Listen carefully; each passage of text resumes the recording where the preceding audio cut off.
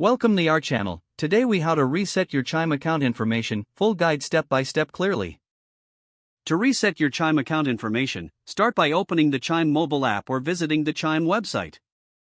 Locate the sign in or login button on the home page and click on it. On the login screen, find and select the option that says Forgot Password or Need Help Signing In. Enter the email address or phone number associated with your Chime account. Check your email or text messages for a link or code to reset your password. Follow the instructions provided in that message to create a new password. Once your password is reset, return to the app or website and log in with your new credentials. If you need to update other account information, navigate to the Settings or Profiles section after logging in. Look for the option to edit your personal information, such as your address or phone number.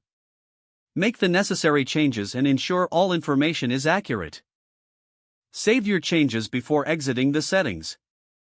If you encounter any issues during this process, consider reaching out to Chime customer support for assistance.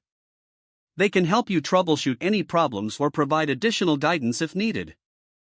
If the page does not load, refresh the browser or try again in a private or incognito window. Make sure you are using the correct email address, then retype it carefully to avoid small typos.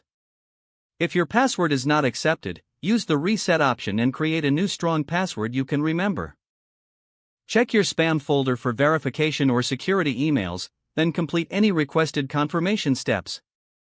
Enable two-factor authentication if available to improve account security and reduce unauthorized access risk. After signing in, review your profile details so your contact information and settings are accurate and current.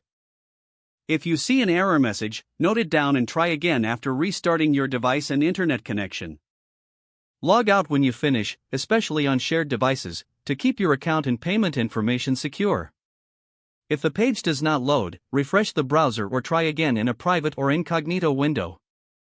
Make sure you are using the correct email address, then retype it carefully to avoid small typos.